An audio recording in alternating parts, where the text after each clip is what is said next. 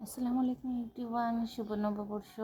আজকে আমি নতুন একটা রেসিপি নিয়ে হাজির হয়েছি। আজকে গরুর মাংস রান্না করবো। এর জন্য কড়াইতে সরিষার তেল দিয়ে জিরা ফোড়নে দিয়েছি। জিরা একটু গরম হয়ে আসলে আমি গোটা গরম মশলা দিয়ে দিব। গোটা গরম মশলা দেওয়ার পরে আমি একে একে সবই বলবো। এই তো গোটা গরম মশলা দিয়ে দিলাম। এটা 4-5টা এলাচ, 2-3টা দারচিনি, আর 4-5টা এই লং দিয়ে দিয়েছি। এটা একটু গরম হয়ে ভেজে আসলে আমি পেঁয়াজ দিয়ে দিব। পেঁয়াজ, এই যে আমি পেঁয়াজ দিয়ে দিয়েছি। এর মধ্যে আমি পরিমাণ মতো লবণও দিয়েছি। আর আপনারা তো জানেন সরিষার তেলে একটু ফেনা হয়। পেস্ট একটু বাদামি হয়ে আসলে আমি বাকি মশলাগুলো দিয়ে দিব।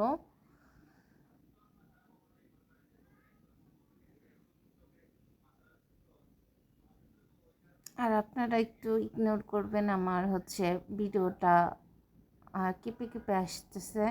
আমি এক হাতে ভিডিও করছি তো, আর করেছি তো, আর হাতে রান্না করেছি। এর জন্য এই যে আমি পেঁয়াজ বাদামি হয়ে আসলে আমি মশলা দিয়ে দিচ্ছি। আদা দিয়েছি, রসুন দিয়েছি, জিরা দিয়েছি, ধনে দিয়েছি। পরিমাণ মতো 2 কেজি মাংস রান্না করবো তো সেই অনুযায়ী দিয়েছি। আর মশলাটা তেলে ভেজে নিয়েছি। মশলা তেলে ভালো মতো ভেজে আমি যে হলুদ আর মরিচ পানিতে গুলিয়ে যে তেলে ছেড়ে দিয়েছি। এটাও একটু ভেজে নেব যেন কাঁচা গন্ধটা চলে যায়। আর আমি এর মধ্যে বেটে গরম মশলা দিয়েছি, কিন্তু ওটার ক্লিপটা নিয়ে আমি ডিসক্রিপশন বক্সে আপনাদের দিয়ে দেব। ভালো মতো মশলাটা কষিয়ে তারপরে আমি মাংসটা দিয়ে দিব। কষানোর জন্য এই জায়গায় পানিও দিয়েছি। আর তেল ভেসে আসলে তারপর মাংসটা দিব। এই তো মাংস দিয়ে দিয়েছি। মাংস দেওয়ার পর আমি একটু নেড়ে দেবো। নেড়ে দেওয়ার পরে আমি এটা ভালোভাবে নেড়ে দিয়ে তারপর ঢাকনা দিয়ে ঢেকে দেবো। মিডিয়াম আছে আমি রান্নাটা করব।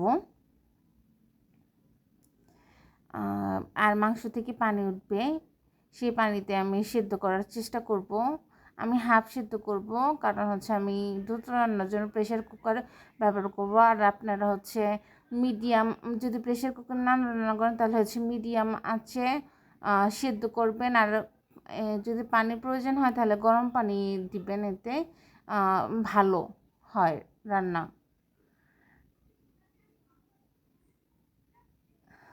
এ তো আমি ঢেকে দিয়েছি। ঢাকনা খুলে দিয়ে দেখলাম যে হ্যাঁ, মাংসে পানি উঠেছে। এই পানিতেই আমি সিদ্ধ করব মিডিয়াম আঁচে।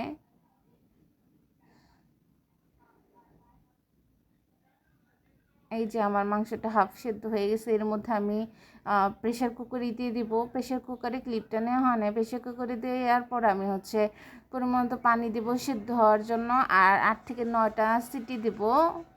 সিটি দেওয়ার হয়ে গেলে আমি পরিমাণ মতো পানি দিব ঝোল রাখার জন্য। মাংসটা ঝোল, যতটুকু ঝোল আমি রাখবো ততটুকু। এই তো ঝোল শুকিয়ে আমার মাংসের ফাইনাল লুক। এই তো